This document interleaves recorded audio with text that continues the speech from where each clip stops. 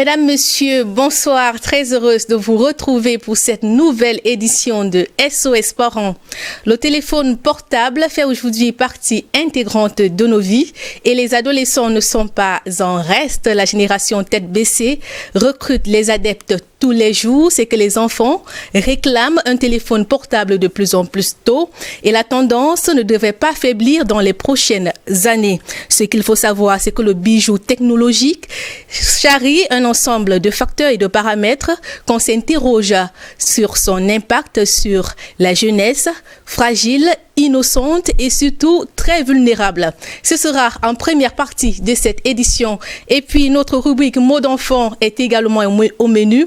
Et vers la fin, nous prendrons le cri de cœur d'un parent préoccupé qui ne sait comment faire pour aider son enfant qui est plutôt timide à sortir de sa coquille. Voilà dérouler la vitrine de cette nouvelle édition.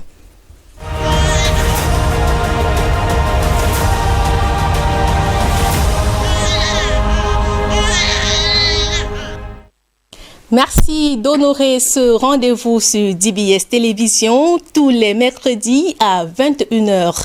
Il y a quelques années, la question d'offrir un téléphone ou pas à son enfant ne se posait pas, mais la question a bien évolué. De nos jours, presque tous les adolescents réclament un téléphone portable, mais la réalité est qu'ils sont les plus exposés et les plus vulnérables face à cet appareil. Pour en parler, nous recevons ce soir le pasteur Joséphine Koro. Bonsoir. Bonsoir Adi. Bienvenue sur notre plateau. Je vous remercie.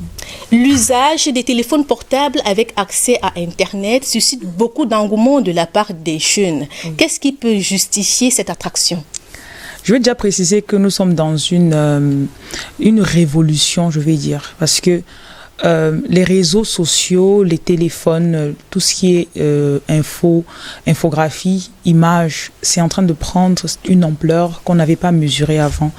Et les parents, bien sûr, ont peur parce que les parents ne connaissent pas l'outil, le téléphone entre autres. Ils ne connaissent pas le téléphone. Et étant donné qu'on ne connaît pas la chose, on rejette tout ce que la chose comporte. Donc les enfants, par contre, ayant l'esprit un peu plus ouvert, ayant plus de temps parce qu'ils ne vont pas au travail, ils sont à la maison. Donc ils peuvent absorber et comprendre mieux que les parents ce que c'est que la télévision, l'ordinateur et le téléphone. Donc, on se retrouve avec des enfants ils en veulent plus et les parents qui disent non parce qu'ils ne comprennent pas. Donc, il y a un manque de dialogue d'abord parce qu'on a d'un côté les jeunes qui comprennent et voient ce qu'ils peuvent faire, parfois positif ou négatif avec le téléphone. Et on a les adultes qui ne veulent pas savoir ce qui se trouve dans la boîte parce qu'ils se disent j'ai entendu, et c'est fou parce qu'il y a toujours ce sont que des mauvaises nouvelles qu'on entend. Oui, monsieur a telle personne a rencontré, il y avait tel pédophile peut-être en ligne qui a eu des enfants, il y avait telle personne qui a eu une fille qui a rencontré un homme en ligne et puis je sais pas, il lui a tapé dessus après. Donc on n'a que des mauvaises histoires. Mais les pasteurs Joséphine, ce sont des histoires réelles quand même. Oui, ce sont des histoires réelles. Ça donne des sueurs froides. Ça donne des sueurs froides. Tout comme un couteau, le couteau peut être utilisé pour tuer quelqu'un ou pour couper de la viande ou pour couper des carottes. Donc vous devez juste apprendre. Et beaucoup de parents ne veulent pas s'instruire sur le téléphone. Ils prennent le téléphone, ils appellent, ils reçoivent. L'enfant de 3 ans prend le téléphone du parent, il va découvrir les applications, il va mettre tellement de choses dans le téléphone, le parent va se dire « Ah, comment tu fais ?» Donc c'est un peu comme si, plus on avance, Dieu programme ces choses dans les enfants. Donc quand ils naissent, ils sont très inclinés à ces choses. Si on voit quand nous sommes nés, à 3 ans, 4 ans, on n'avait jamais touché un téléphone Android, on ne savait pas ce que c'était. C'était le Nokia 3310 peut-être, pour ceux qui ont eu la chance de voir un téléphone quand ils étaient petits. Donc il faudrait qu'on comprenne que les enfants ont évolué plus rapidement que nous. Mais ils ont aussi été exposés à ce qui est positif. Donc, je veux déjà préciser que le parent ne doit pas seulement rejeter, parce que les enfants passent plus de temps, donc ils comprennent ce que c'est. Et s'il y a quelque chose qui intéresse quelqu'un que j'aime, par exemple, quand on est dans une relation avec un homme, ce qui intéresse la personne, si on veut que la relation fonctionne, quand on est ensemble, on doit parler des centres d'intérêt de la personne, de voir un peu, ah tiens, tu aimes le football, ok, je vais aussi m'asseoir pour regarder un match de football avec toi. Donc, avec les enfants, les parents se disent toujours, c'est comme si l'amour avec les enfants doit venir dans un sens.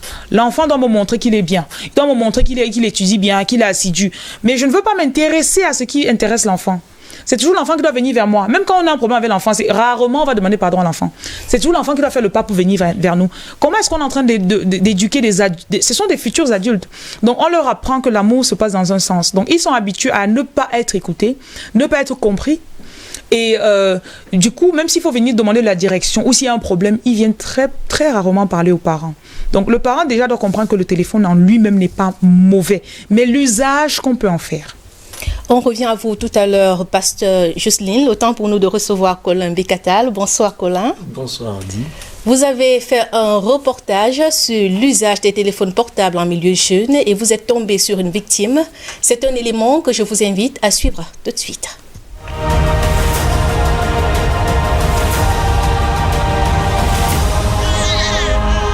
Facebook, WhatsApp, Telegram, la liste n'est pas exhaustive.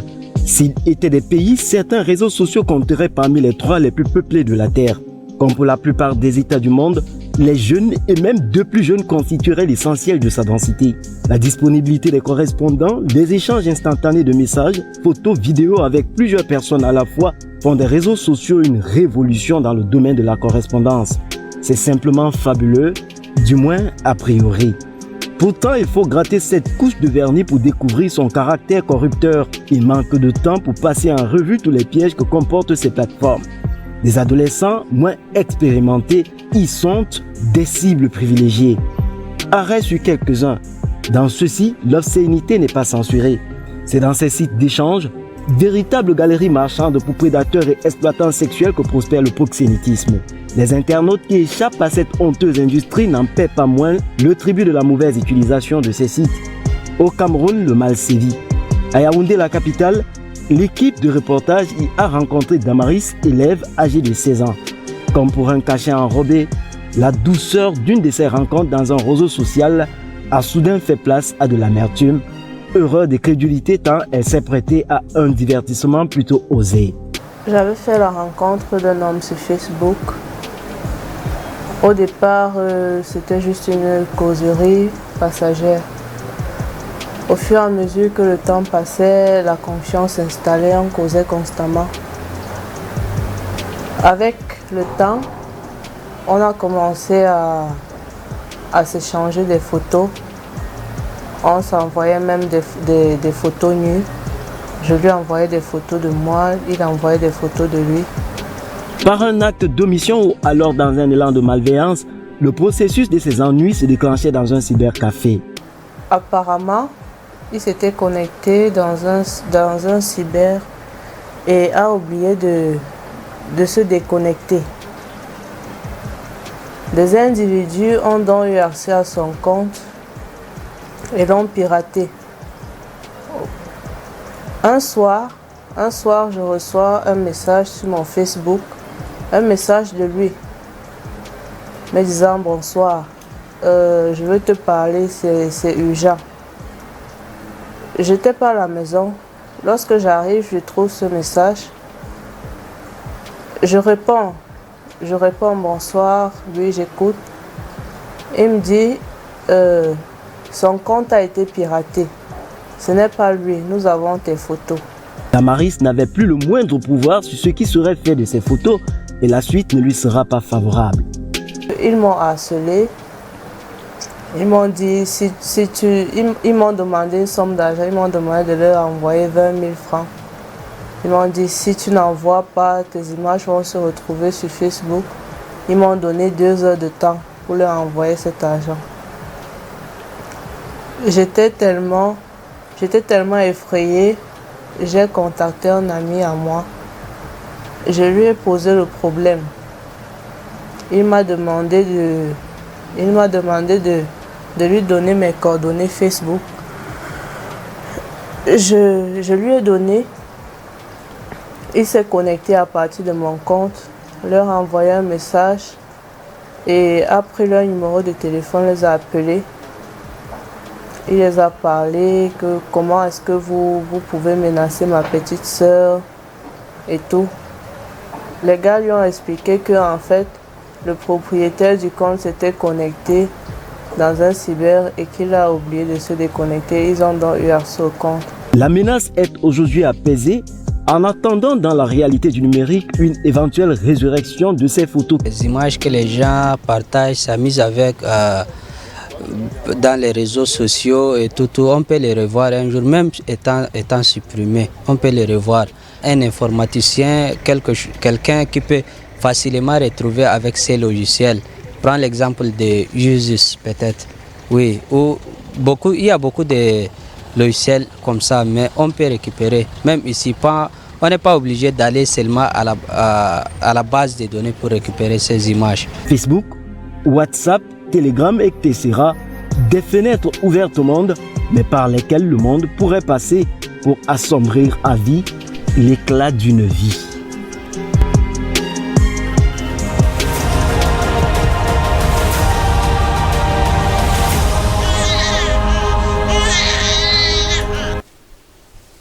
Mesdames, Messieurs, merci d'être avec nous. C'était là l'histoire de Damaris. Elle a été victime d'une sorte de cybercriminalité.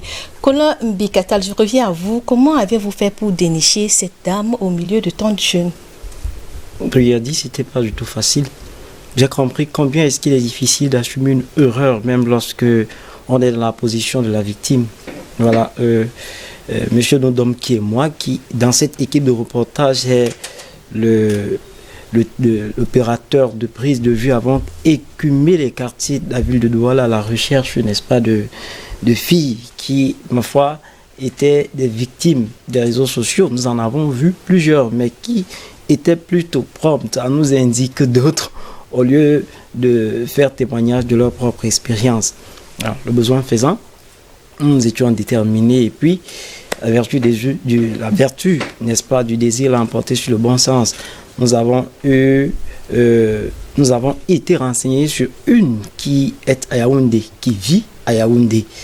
Et nous y sommes allés. Elle s'est prêtée, n'est-ce pas, à ce témoignage. On ne pouvait pas lui demander bien plus que de s'exprimer, bien entendu, dans l'anonymat. Et nous avons vu ce que nous avons vu. Voilà, nous avons reçu ce que nous venons de voir. C'est une jeune adolescente de 16 ans. Émotionnellement, comment est-ce qu'elle se porte après ce drame qu'elle a vécu? Eh bien, elle savait que nous venions, bien entendu. Bon, mais elle ne savait précisément pas à quelle heure est-ce que nous devrions arriver. Lorsque nous sommes arrivés, l'on nous a dit, eh bien, c'est elle. Elle était toute enthousiaste, voyez-vous. Mais lorsqu'elle nous a vu et qu'elle s'est rendue compte que c'était une équipe, elle s'est assombrie. Voilà, alors on comprend que son histoire à elle seule, en soi, je veux dire, lui rappelle des souvenirs qu'elle voudrait rapidement oublier. Elle est une fille extrêmement courageuse. Et vous n'avez pas pu apprécier l'expression de son visage, mais avec un peu de discernement, vous êtes bien rendu compte de ce que c'est une fille qui en temps normal a de la fluidité de l'expression, mais qui était marquée. Voilà, il y avait comme de petites intermittences, comme une tendance à bégayer un tout petit peu parce que c'était difficile pour elle d'exprimer ce qu'elle avait ressenti. On ressentait encore la culpabilité, on ressentait de la honte, on ressentait de la crainte même. Il y a des ondes de méfiance, comme j'aime bien le dire, qui jusqu'ici l'entouraient. Seulement, je ne sais pas si elle sait jusqu'ici. Si elle sait jusqu'ici, après l'intervention, n'est-ce pas, l'informaticien que nous avons rencontré, je ne sais pas si elle sait que pour le moment que la menace est apaisée, il est possible, n'est-ce pas, que ces images reviennent. Nous ne le souhaitons pas, mais pour la gouverne de bien d'autres jeunes gens, jeunes filles qui nous regardent, l'informaticien nous a dit, sans diluer ses propos, que c'est dangereux parce que même lorsqu'on croit qu'on les a supprimées, elles peuvent ressurgir à n'importe quel moment. Colin Mbikatal, merci d'être allé aussi loin avec le concours de Constantin Nodomki. Vous avez effectué un voyage. Au plaisir de vous retrouver la semaine prochaine. Merci, c'est notre devoir. Merci. Je me retourne vers vous, pasteur Jocelyne. On a là une jeune fille de 16 ans qui se retrouve sur Facebook. Et pourtant, on sait que Facebook est accessible à partir de 18 ans. Cela démontre à ce fille que les jeunes font des choses pas très correctes sur les réseaux sociaux. Oui. Est-ce qu'ils sont suffisamment préparés pour cela? Ils ne sont pas préparés. La semaine passée, nous parlions de grossesse précoce. Et à la fin, on avait, je crois qu'on en avait déduit, il faut déjà préparer. Et si on se retrouve devant les faits, que l'enfant puisse être assisté. Aucune chose ne peut être... Si vous achetez un ordinateur, vous devez apprendre à l'utiliser. Vous achetez un téléphone, vous devez apprendre à l'utiliser. Un micro-ondes, il faut apprendre à l'utiliser. Et généralement, les parents se disent que je n'ai jamais suivi mon enfant, je ne lui ai jamais expliqué quelque chose. Moi-même, je ne comprends pas comment la chose fonctionne. Je vais acheter, je vais lui donner, il va se débrouiller. Nos enfants ressentent des émotions. Du coup, s'il y a une image attirante, s'il y a quelqu'un qui est venu piéger des gens en ligne et que nos enfants ne connaissent pas, bien sûr, ils vont se retrouver en train d'errer et tomber dans ce piège. J'insiste beaucoup sur le fait que si on donne un outil à l'enfant, ça doit être pour une raison. Les parents de mes enfants connaissent déjà. Avec nos enfants, c'est un investissement. Si vous achetez un téléphone portable à l'enfant, ce n'est pas pour se divertir. Vous investissez sur l'enfant. Et l'enfant doit comprendre que c'est un investissement. Je ne pense pas quand vous arrivez au boulot, on vous donne un téléphone portable pour le boulot, vous allez vous amuser à parler. Non. Vous savez que l'outil qu'on m'a donné, c'est pour travailler. Et les enfants doivent comprendre cela parce qu'au départ, les parents ne développent pas de vision pour l'enfant. C'est normal que l'enfant se retrouve sur Facebook. Ah tiens, je n'ai rien à faire. Il va errer. Et nous-mêmes, ceux qui sont honnêtes en tant qu'adultes, on a souvent utilisé Facebook pour ne presque rien faire. On va faire. Il y a des gens qui font des directs vraiment, ils n'ont rien d'intéressant à dire. Ils vont se mettre en direct. On est entre amis. Et ce sont des adultes. Ils ne connaissent pas l'utilité de Facebook. Par contre, il y a des personnes qui se font des millions de francs CFA par jour sur Facebook.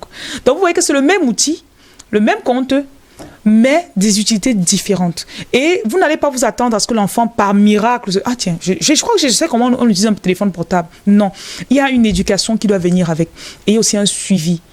Si vous savez que vous travaillez beaucoup, genre je sors à 7 h, je reviens à 20 h, n'achetez pas le portable à votre enfant. Je vous le dis sincèrement. Mais si vous savez que vous serez là pour suivre, bien sûr, vous ne pouvez pas être là à chaque minute pour dire qu'est-ce que tu fais avec le téléphone. Mais si un enfant a une liste de 20 choses à faire par jour et que cette liste est assez... Vous lui avez expliqué comment il doit les faire. Je crois que cet enfant sera tellement occupé qu'il n'aura pas le temps d'aller errer. Même dans le jardin, je pense que quand le diable est venu, le serpent est venu parler à Ève, elle n'était pas occupée. Je ne pense pas qu'elle était en train de bosser. Sinon, elle a dit, bon, je suis en train de bosser. Donc, il faut occuper positivement, constructivement l'enfant. Pasteur Jocelyne, vous nous l'avez dit à l'entame, c'est un outil que les parents eux-mêmes ne maîtrisent même pas d'abord. Oui. Et puis, donner cela à un enfant qui vont très vite par rapport aux parents, ça fait quand même craindre. Malheureusement, beaucoup de parents achètent le téléphone à l'enfant pour impressionner d'autres personnes. Je suis vraiment désolée, ça, c'était ça. Ah, ok, je veux aussi qu'on dise que mon enfant a le téléphone, mon enfant a l'ordinateur. Non! Quand mes enfants au centre disent que j'ai l'ordinateur portable, c'est parce qu'ils savent que toute la nuit, ils seront sur Photoshop en train d'essayer de faire des graphiques. Et je dis toujours aux parents, quand vous donnez l'outil, Internet n'est pas nécessaire. Donc, il faudrait que vous compreniez, il y a le téléphone et il y a l'Internet qu'on met là-dedans. C'est deux choses différentes. Parce que Internet ouvre subitement l'enfant à trop de choses. Et si ce n'est pas contrôlé, laissez tomber. Généralement, je dis, quand vous donnez le téléphone à l'enfant, ici, vous allez sur YouTube, il y a des formations précises. Téléchargez, coupez Internet, donnez-lui le téléphone. Il va travailler avec, donnez-lui l'ordinateur, il va bosser avec. Et qu'il comprenne dans quelle direction vous l'amenez. Parce que c'est ce qui va motiver l'enfant. Oui. Je reviens à vous tout à l'heure. Le coach Micheline Samet, elle nous a rejoint sur ce plateau. Bonsoir coach. Merci d'avoir une fois de plus accepté notre invitation. Bonsoir Adi, merci beaucoup. Bonsoir pasteur. Bonsoir. Vous suivez l'émission de l'autre côté depuis le début. Coach Samet, quel est votre avis sur ce phénomène d'offrir le téléphone ou pas à son enfant? Est-ce qu'on doit même d'abord offrir le téléphone à son enfant? Si oui, même à quel âge? Vous savez, il faut se dire la vérité. Peut-être vous avez déjà entendu dire on n'arrête pas le progrès. Oui, on n'arrête pas le progrès. Donc je pense que la question ne devrait pas être est-ce qu'on doit donner un téléphone portable à l'enfant? Ça s'impose. Aujourd'hui, dans les écoles, on demande à l'enfant d'avoir un ordinateur et un téléphone portable. Ça fait partie du matériel. Un peu comme on achète les livres, les cahiers, ainsi de suite. Ça s'impose. Parce qu'on n'arrête pas le progrès. Donc il y a certaines choses où, pour que l'enfant soit épanoui, pour que l'enfant soit au pas, il est obligé d'avoir ce matériel. Donc maintenant, le problème va rester comment gérer ce nouveau matériel qu'on lui met entre les mains. Vous vous souvenez, lorsqu'on traitait avec les petits-enfants, lorsqu'on leur donnait les cahiers, on donnait les crayons ordinaires, parce qu'on pouvait effacer avec la gomme si l'enfant commettait une erreur. Mais plus il grandissait, c'était plus le crayon ordinaire, c'était maintenant le stylo à billes. Parce que plus ou moins il peut gérer, il y aura moins d'erreurs. Maintenant, on progresse, on va vers l'ordinateur, on progresse, on va vers le téléphone. Dans tous les cas, il faut former l'enfant. Donc, est-ce qu'il faut donner le téléphone à l'enfant? Oui, il faut donner le téléphone à l'enfant parce qu'on vit une époque qui demande le téléphone. Mais maintenant, comment est-ce qu'il va l'utiliser? Ça, c'est une autre question. Mais comme ça, mais à quel âge? Vous pensez que quel est l'âge propice pour un enfant de déjà avoir un téléphone portable? Il n'y a pas d'âge précis parce qu'il s'agit d'un problème à 3 ans? peut-être pas 3 ans. J'allais justement dire qu'il y a un problème de gestion. Vous vous souvenez, tout à l'heure, je disais qu'il faut que l'enfant sache comment l'utiliser. Maintenant, si l'enfant a 6 mois, est-ce que vous pensez que vous pouvez lui expliquer comment utiliser le téléphone et qu'il comprenne? Donc, vous voyez qu'il faut un minimum de maturité pour que l'enfant sache de quoi on parle et qu'ils réussissent à obéir. Parce que certains enfants, ils veulent le téléphone. Ça a été dit tout à l'heure, ils veulent le téléphone. Donc, quand vous dites, je te donne ce téléphone, mais à telle condition, oui, maman, on veut le téléphone. Maintenant, qu'est-ce qui prouve que quand il a répondu, oui, maman, quand vous partez, vous êtes rassuré qu'il va faire ça? Donc, vous voyez qu'il y a quand même un âge où, même s'il n'y a pas un âge strict, mais il faut veiller à ce que l'enfant comprennent les vrais enjeux et qu'ils ne disent pas oui juste parce qu'il veut le téléphone. Maintenant, c'est chaque parent qui va regarder. Est-ce que mon enfant a 5 ans, 6 ans? Est-ce que plutôt à 10 ans, il est un peu tête en l'air? Vous savez, c'est chaque parent qui connaît son enfant. Donc, peut-être on reviendra là-dessus. Il faut que le parent apprenne à observer l'enfant pour pouvoir juger de son degré de maturité, pour voir s'il faut lui donner un téléphone. Il y a certains enfants à 10 ans, ils gèrent très bien un téléphone. Et il y en a à 20 ans, je vous assure, vous êtes obligé de lui arracher le téléphone pour qu'il dorme la nuit. Sinon, à 4 heures du matin, vous passez là, vous voyez la lumière sous la porte. Le téléphone lui a complètement pris la tête. Donc vraiment, il faut que le parent lui-même connaisse un peu ses enfants pour savoir à quel âge. Bon, mais s'il faut donner une tranche quand même, plus ou moins autour de 10 ans en montant, plus ou moins, l'enfant peut comprendre. Comme ça, mais on a les téléphones dernière génération et les enfants raffolent de ces outils dernière génération avec Android, Internet et tout et tout. Est-ce que l'idéal, ce n'est pas d'aller pas à pas? C'est-à-dire, on y va d'un téléphone ancienne génération, juste pour appeler et peut-être recevoir. Et puis, on avance progressivement. Vous avez dit tout à l'heure que ça peut aussi se passer comme pour l'école. On apprend doucement à écrire et puis on commence par l'alphabet et puis on y va. Est-ce que c'est pas un peu brutal de remettre un gros téléphone dernière génération entre les mains d'un enfant de 10 ans? Vous savez, on s'est trouvé dans une situation de fête. Il y a un problème nous est tombé dessus et on a dû nous adapter rapidement. On l'a appelé ça la mondialisation. Dans l'idéal, les choses doivent être faites comme vous dites. Ça veut dire qu'on doit donner un téléphone plus ou moins basique à l'enfant. Et puis, plus il maîtrise, plus on donne ce qui a de plus en plus de fonctionnalités. Mais malheureusement, dans la pratique, ça ne s'est pas passé comme ça. Comme on a mis les pieds dans la mondialisation, nos enfants se sont retrouvés à compétir avec d'autres enfants qui avaient un niveau plus élevé qu'eux. Ça veut dire qu'il y a un gap qu'il faut combler. Donc, si vous êtes là à donner à votre enfant le Nokia 3310 pour qu'il commence avec ça, les autres enfants avec qui il est en compétition utilisent les téléphones de dernière génération. Or, c'est avec eux qui vont compétir à cause du fait que le monde soit devenu un village planétaire. Si ça se gérait entre enfants du quartier, on pouvait encore comprendre. Mais aujourd'hui, on va vers le e-business, vers le commerce en ligne. Ça veut dire que le monsieur, quand il est aux États-Unis, quand il veut un community manager, il veut la personne qui va gérer son business. Vous n'allez pas dire non, on est en Afrique, on ne connaît pas encore, donnez-nous un peu de temps. Du coup, on est obligé de donner à nos enfants des outils pour qu'ils soient compétitifs. Mais il faut absolument les former. Bon, c'est vrai que ça va être une formation accélérée, mais c'était pour dire que quelquefois, la réalité nous rattrape. On n'aurait pas voulu faire ça, mais maintenant, il faut chercher des voies et moyens pour contourner parce que les enfants sont obligés d'y aller. Je reviens à vous, pasteur Jocelyne. Avec la COVID-19, on a remarqué que le téléphone devient incontournable, même sur le plan pédagogique. Vous l'avez souligné tout à l'heure. Maintenant, comment faire pour une utilisation saine, pour que l'enfant soit à l'abri de tout ce qui est danger sur les réseaux sociaux? Il faudrait que l'enfant reçoive une aide, c'est-à-dire qu'il soit en anglais du monitored. Il faut qu'on check ce qu'il fait. Il faut qu'il ait un plan. Il ne va pas prendre le téléphone. Il doit savoir ce qu'il va faire dans la journée. Le programme de travail, c'est quoi? Quels sont les devoirs que j'ai? Et le téléphone doit être pour un objectif. Parfois, le téléphone ne sert pas à appeler. Parfois, il y a des applications qu'il doit utiliser pour éditer des vidéos, pour éditer des photos, pour poster. Donc, par exemple, la coach a parlé de community management. J'ai des enfants de 14 ans, 15 ans au centre qui sont en train d'apprendre cela actuellement. Ils apprennent Photoshop, comment faire des designs et tout. Et pour ça, ils ont besoin des outils assez performants. Donc, le but, c'est de faire qu'ils aient le même niveau que les enfants qu'on a en France, aux États-Unis. Parce que même dans ces pays, il y a aussi des parents qui pensent que le téléphone n'est pas nécessaire. Et ceux-là sont en arrière. Par contre, il y a d'autres parents qui ont laissé un peu et ils ont aidé l'enfant. Donc l'enfant a besoin d'assistance. Peu importe son âge, l'enfant a besoin qu'on l'aide. Aidons nos enfants. Et ça va demander parfois qu'on ait l'esprit ouvert parce que beaucoup de parents ne veulent pas ouvrir leur esprit. Ils sont figés ici, ils disent que c'est comme ça que ça va être. C'est à 20 ans que tu auras le téléphone. L'enfant va faire des trucs dans notre dos. Ça, parce qu'ils ont quand je mets les enfants ensemble en enseignant, je me rends compte qu'il y a des enfants qui sont très avancés, il y en a qui ne sont pas. Mais ils sont tous ensemble à l'école. Ils parlent. Il y a des mots que certains enfants connaissent, d'autres ne connaissent pas. Il y a des choses que certains connaissent, des téléphones, des utilisations que certains connaissent, d'autres ne connaissent pas. Donc, si jamais et ceux qui ne connaissent pas sont très en arrière, je me rends compte qu'ils ont l'esprit fermé. Et je me dis, ah, mon ils vont aller à l'université.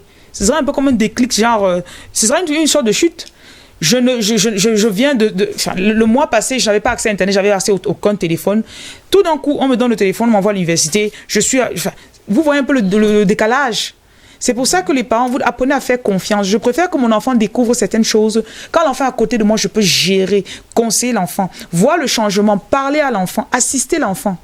Parce que même un adulte à qui on donne le téléphone, il y a des adultes qui prennent le téléphone, ils n'arrivent pas à gérer. L'adulte va prendre le téléphone, il va tourner. Toute la nuit, il est là. Il commence à parler avec n'importe qui. Il y a des groupes WhatsApp qui ne sont pas bien pour les adultes. Donc imaginez les enfants. Ils ont besoin de l'assistant. De temps en temps, vous prenez le téléphone, vous regardez ce que l'enfant fait. Ça, je le fais. Je vous regardez.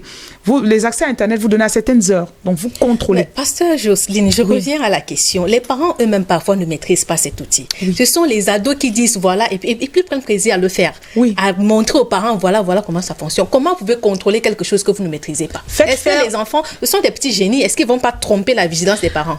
Faites confiance en vos enfants. Aussi jeunes que 13 ans. Faites faire des formations professionnelles à vos enfants. Que l'enfant, s'il est intéressé par... Il y a des enfants qui aiment dessiner. Ça veut dire qu'il peut utiliser Illustrator. Cherchez la même forme. Enfin, on en fait là, dans mon centre. Mais faites faire l'enfant... Je me suis rendu compte qu'en 2 semaines, j'ai des enfants qui ont commencé à apprendre Photoshop. À la maison, ils sont sur leur ordinateur. Sans Internet, bien sûr. Ils commencent à créer des choses. Parce qu'il y a cette énergie, les enfants aiment découvrir le nouveau, ils aiment faire sortir cela. Donc quand on leur donne ces outils, ça leur permet de mettre leur créativité là-dedans. Donc ne partez pas du fait que votre enfant veut vous tromper. Ah oui, il va vouloir faire... Non, moi avec les enfants, généralement, je leur dis, je les regarde dans les yeux, je vous fais confiance. Et si papa t'a acheté cet ordinateur, c'est pour que tu travailles. L'enfant va comprendre, papa me fait confiance. Il y a ce tour de confiance. Au lieu de, je vais me cacher pour faire. Donc voilà, la confiance, ça fait que l'enfant n'ait pas peur. Et ça construit vraiment l'homme de demain. Côte Samet, les parents ont déjà du mal avec le téléphone portable. À plus forte raison, les enfants qui doivent se concentrer. Est-ce que cela ne contribue pas un peu à les distraire aussi? Non, pas du tout. Le challenge plutôt, c'est au niveau du parent. Vous savez, on a déjà dit plusieurs fois que c'est le rôle du parent de former l'enfant. C'est le rôle du parent d'éduquer l'enfant. Donc, quand votre enfant est, je ne sais pas, peut-être à la CIL, vous pouvez facilement lui expliquer les additions, les soustractions, ainsi de suite. Mais quand il arrive au niveau de l'équation du premier degré, vous faites quoi? Soit vous apprenez vous-même, soit vous cherchez quelqu'un qui connaît pour venir regarder. C'est pareil pour le téléphone. On a déjà dit qu'aujourd'hui, dans le monde moderne, c'est obligé. C'est une obligation, ce n'est pas une option. Parce qu'aujourd'hui, le téléphone n'est plus qu'un outil pour appeler, c'est un outil de travail. Donc maintenant, si le parent ne maîtrise pas, soit il apprend à maîtriser, ce qui serait l'idéal, soit il cherche quelqu'un qui connaît pour ouvrir l'œil. Et c'est un challenge pour les parents d'aujourd'hui, et surtout pour nous les femmes, qui pensons qu'il y a certaines choses qui sont soit pour les hommes, soit pour les enfants, nous on va se consacrer à la cuisine. Non, on vit dans un monde où tout le monde doit avoir l'ouverture d'esprit. Où est le problème si vous-même vous apprenez à utiliser Illustrator? Ça ne gêne en rien. Au contraire, l'enfant est même content que c'est maman qui lui apprenne ça. Il y a certaines choses dans la maison avec mes enfants, quand je leur montre ça, mais ils disent, maman, tu connais aussi ça? Je dis, mais attends, et pourquoi on apprend à tout le monde? On avait dit que les mamans ne doivent pas connaître ça. Donc nous-mêmes aussi, ayons l'ouverture d'esprit parce que nous avons des enfants à former. Et pour bien les canaliser, plus que l'enseignant dehors, l'enfant écoute d'abord notre voix. Donc oui, c'est possible, mais il faut que le parent ait l'ouverture d'esprit. Même de demander, où est le problème de demander à l'enfant que mon ami, ça là, ça marche comment? Moi, il m'arrive de faire ça à la maison. Les enfants se moquent de moi correctement. Mais quand ils finissent de rire, ils me montrent. Et à la fin, je sais. Donc, c'est pour dire que ne bloquons pas nos enfants. Ils en ont besoin. Plutôt nous, mettons-nous au pas. Les connectés de l'action à Internet. Le pasteur Jocelyne a dit qu'il ne faut pas laisser les enfants aller sur Internet. Oui, elle a raison à un certain niveau. Voilà. Quand l'enfant est petit, il ne peut pas encore comprendre. Vous savez, c'est un peu comme la nage. Dans l'adolescence quand même. Voilà, c'est un peu comme la nage. Quand l'enfant commence à entrer en contact avec l'eau, on le lave. En Afrique, on lave l'enfant dans la bassine. Mais plus il grandit, on l'amène un peu dans les petites piscines où il a pied au sol. Et puis quand il grandit, il commence à aller dans la piscine où il n'a plus pied, il nage. Et puis plus tard, il va dans la mer. Donc ce qu'elle dit, elle a tout à fait raison. Dans un début, l'enfant n'a pas besoin d'Internet. Il a besoin de la piscine. Mais au fur et à mesure qu'il grandit, selon ses besoins, petit à petit, il va aller dans la mer. Mais au début, lorsqu'on nage dans la mer, n'est-ce pas, on commence toujours près du rivage. Plus on prend de l'assurance, plus on va un peu plus loin. Donc, elle a juste lancé le processus. Maintenant que le parent se rassure que l'enfant maîtrise les fondamentaux, oui, il aura besoin d'Internet. De toutes les façons, ça s'impose. Une fois sur Internet, comment lui garantir une utilisation saine?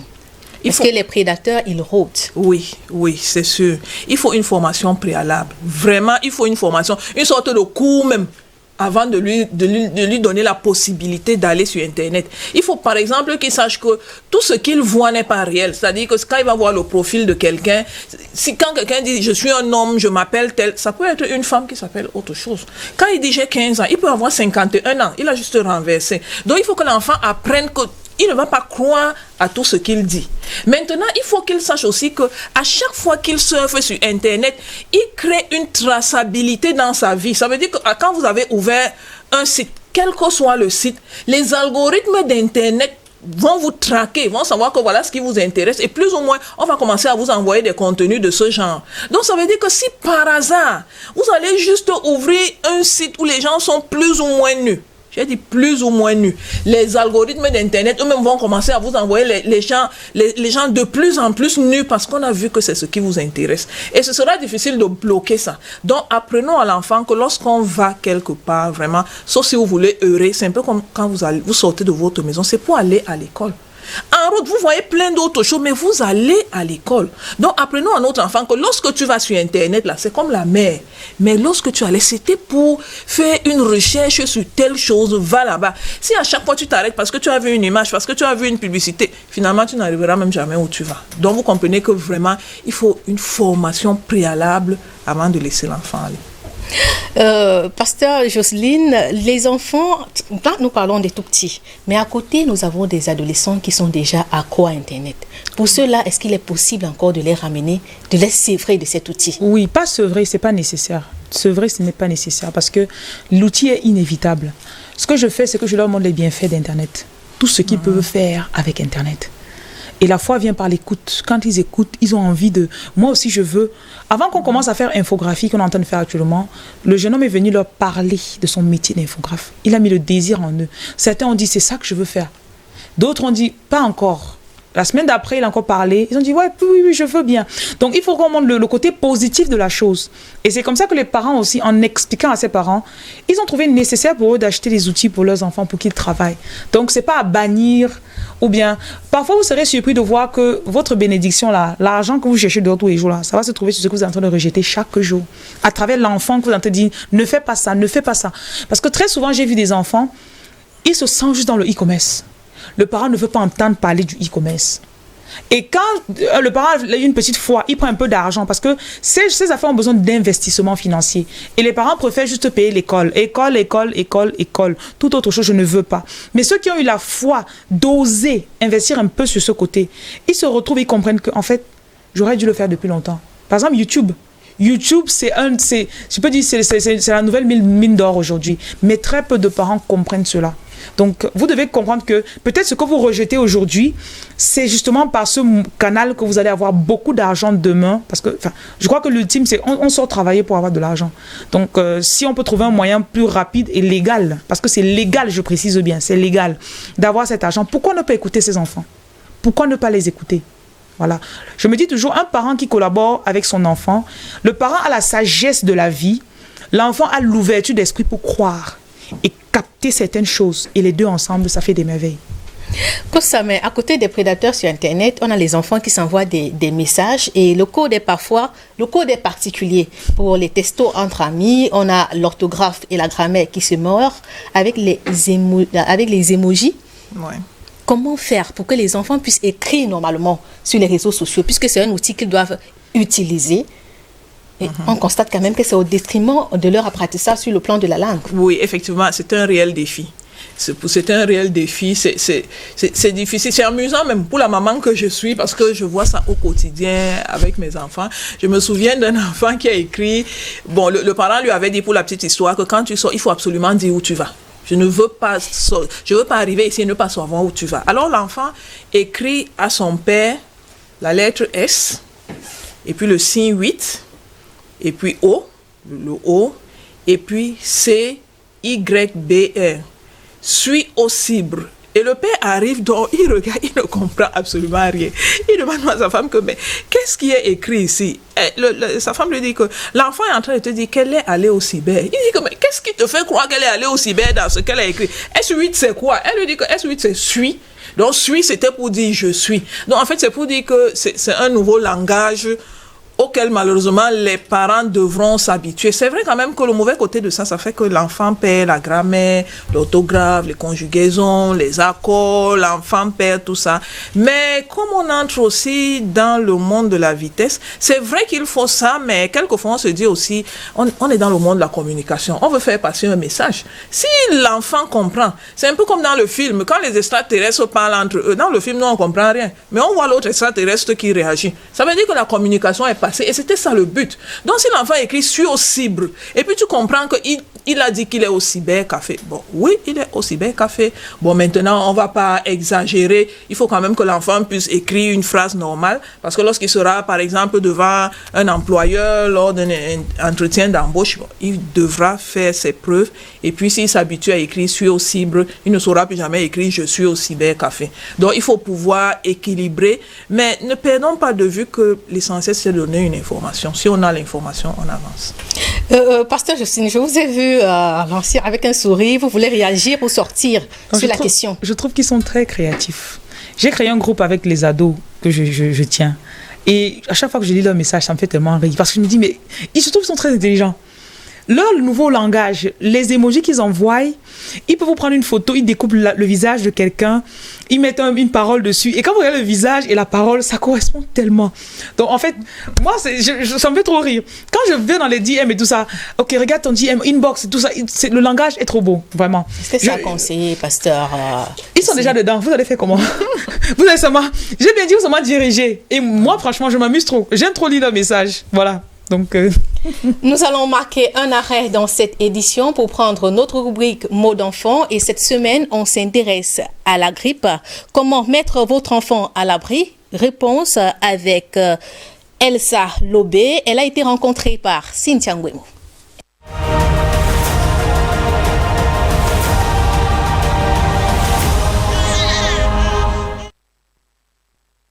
La grippe, en effet, c'est une infection qui attaque principalement les voies respiratoires, à savoir la bouche, le nez, le pharynx et le larynx.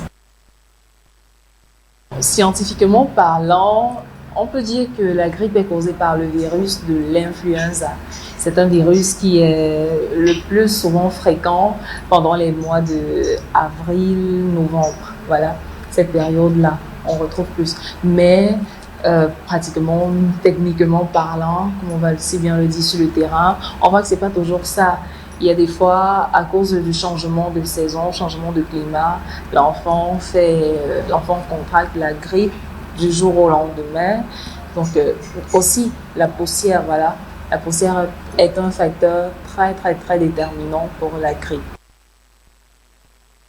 Quand mon bébé attrape la grippe, ce que je remarque le plus, c'est d'abord les yeux qui coulent. Il a les yeux qui coulent. Il fait de la fièvre. Ça va des fois au-delà de 38, 39 degrés. Il fait de la fièvre. Bon, il a des maux de tête. Il y a le mal à la poitrine. Il y a la toux aussi. Parce que la grippe, ça fait tousser. Même une grande personne, ça fait tousser tout le temps. Il y a les narines bouchées également.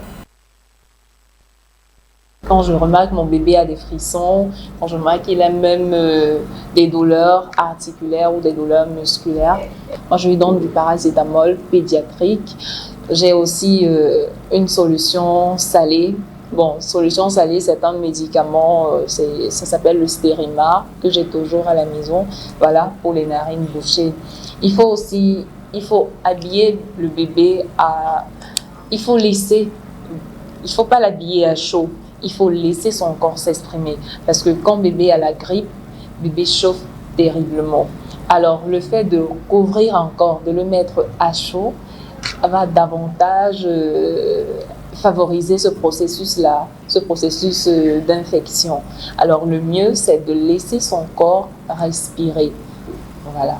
À défaut, on peut prendre une serviette mouillée, appliquer sur son front, sur sa tête, ou encore même lui verser de l'eau. Mais bon, la solution la plus pratique, qu'on soit en déplacement, qu'on soit à la maison, qu'on soit à l'école, voilà, on donne du paracétamol, on donne des boissons chaudes, aussi de l'eau pas du tout glacée, même pas fraîche, de préférence eau tiède, du lait chaud, toujours et toujours. On peut aussi conseiller des tisanes, quelques tisanes. En fait, ça, c'est surtout pour ces mamans-là qui ont cette facilité avec les plantes. Aussi, des fruits. De préférence, les fruits riches en calcium. Parce que le calcium, ça renforce la santé du bébé. Et c'est très important. Les fruits riches en calcium, comme les oranges, il y a toute une liste. Lorsque le bébé a la grippe, c'est pas le moment de s'affoler, non. Mais c'est le moment de vraiment rester en éveil.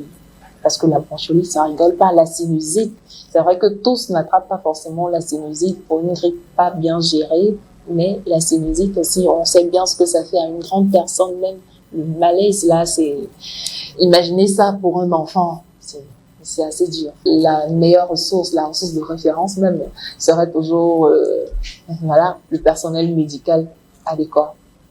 Toujours, et je conseille aussi au moment d'être toujours en contact, d'avoir parmi leur cercle d'amis les pédiatres de leur enfant. C'est très important.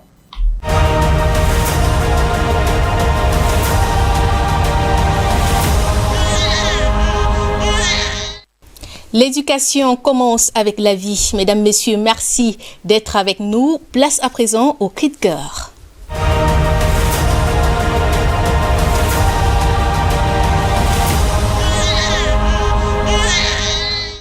Cette semaine, c'est un parent préoccupé qui nous a écrit. Je vais tout de suite vous lire sa correspondance.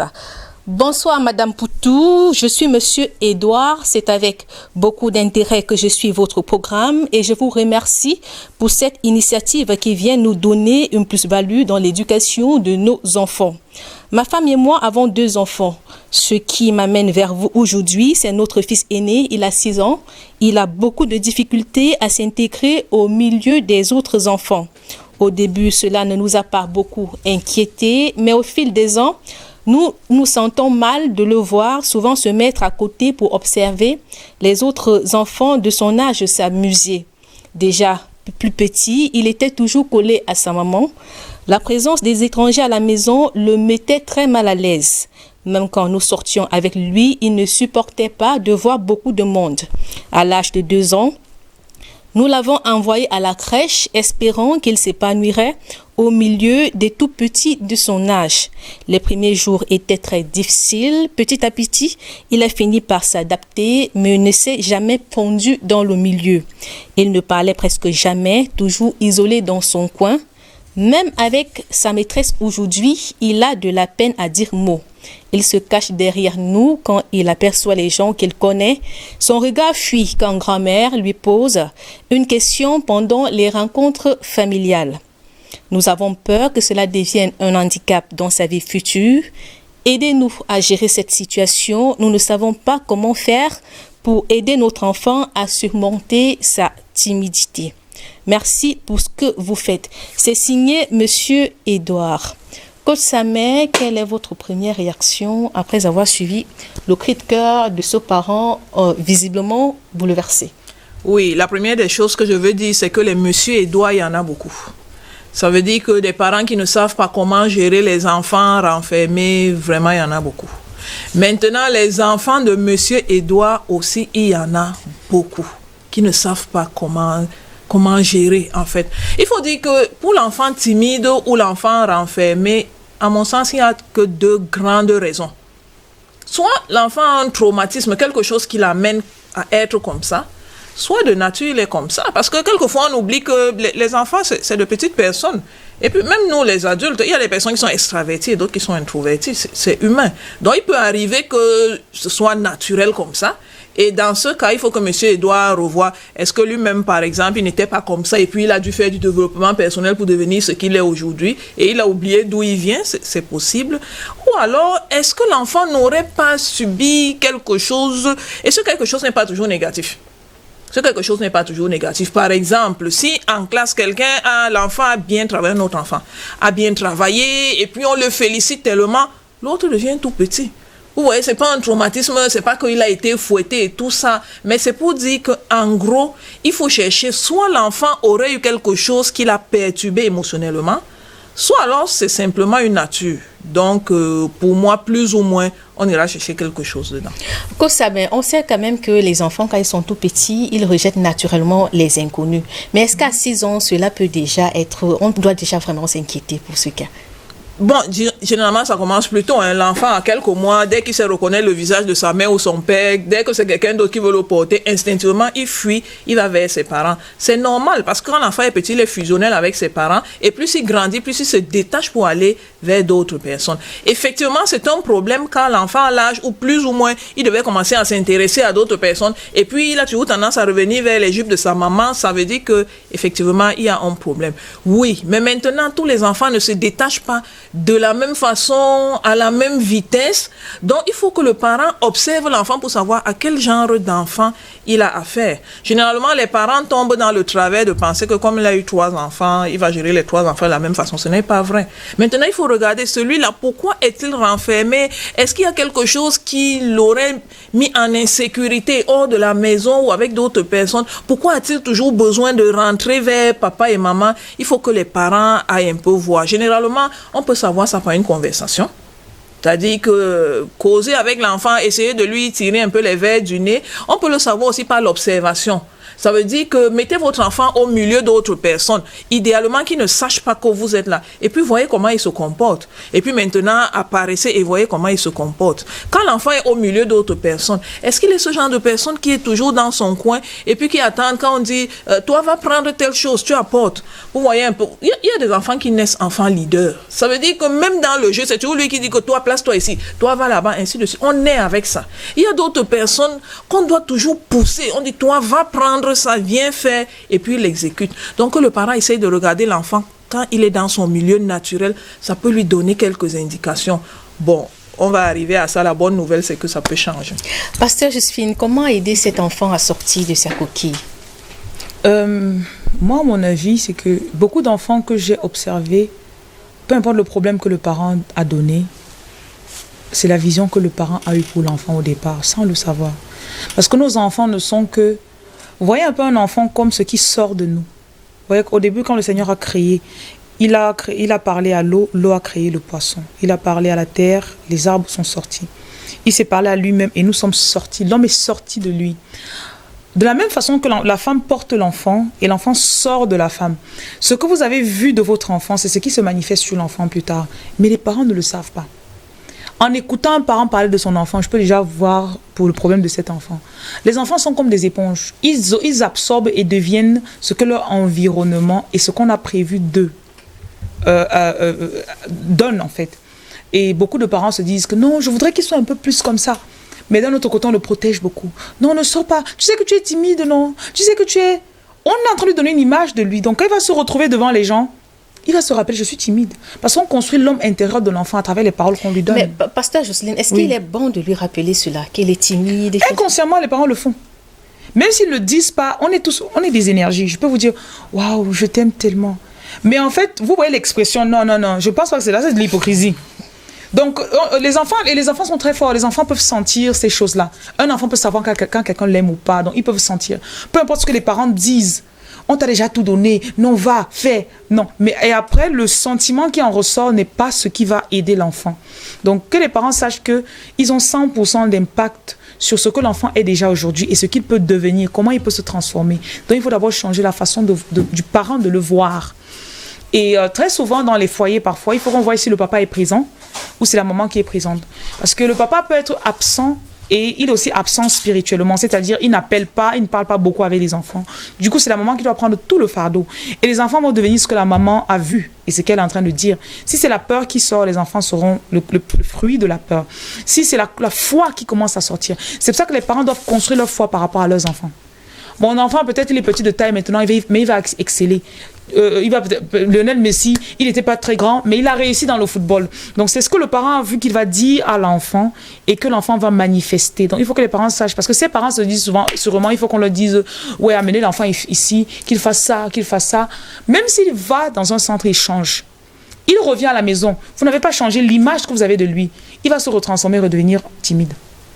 Kosamé, pour sortir, quelles sont les clés qui peuvent aider cet enfant ou bien les parents à mieux accompagner cet enfant? Première chose, bon, on suppose que le parent a déjà observé, il s'est rendu compte que c'est un enfant à problème. La première des choses, aller le chercher. Aller le chercher veut dire que entrer dans son environnement, entrer avec lui dans sa coquille. On suppose qu'il est fermé dans sa coquille. Entrer dans sa coquille. Comment ça se fait? En créant la relation. Peut-être vous allez vous asseoir avec lui. Puisqu'il est toujours plus ou moins seul dans son coin, allez rester là-bas, vous serez deux dans le coin. Entrez dans son univers, trouvez-vous une place dans son univers. Ça peut se faire en mon chéri, qu'est-ce que tu fais? Ça c'est quoi? Fais voir un peu, ainsi de suite. Bref, trouver un moyen pour entrer dans son univers. C'est ça, aller le chercher. Lorsque vous êtes allé le chercher, ressortez avec lui. Ressortez avec lui veut dire que créez quelque chose plus ou moins pour quitter le coin où vous n'étiez que deux. Trouvez quelque chose pour que vous soyez trois. Essayez un peu de l'amener petit à petit vers autre chose avec vous. Parce qu'il est rassuré quand il est avec son parent. Donc, si vous sortez avec, si il sait qu'il est avec son parent, il aura tendance effectivement à vous suivre. Maintenant, ressortez avec lui, amenez-le vers des activités qui vont le mettre en contact avec d'autres enfants. Il aime qui, il aime manger quoi. Vous voyez un peu partez à partir de ces centres d'intérêt, bâtissez là-dessus. Avec vous toujours à côté, parce que vous êtes l'élément qui le rassure. Maintenant, plus vous allez voir qu'il est rassuré, petit à petit, poussez-le sans qu'il ne se rende compte et puis commencez à reculer. Évidemment, vous allez toujours observer, mais qu'il aille vers ses amis, il a une vie à vivre. Il ne va pas être dans vos jeux éternellement. Donc, petit à petit, c'est un processus, vous avez compris, je suis juste en train de schématiser.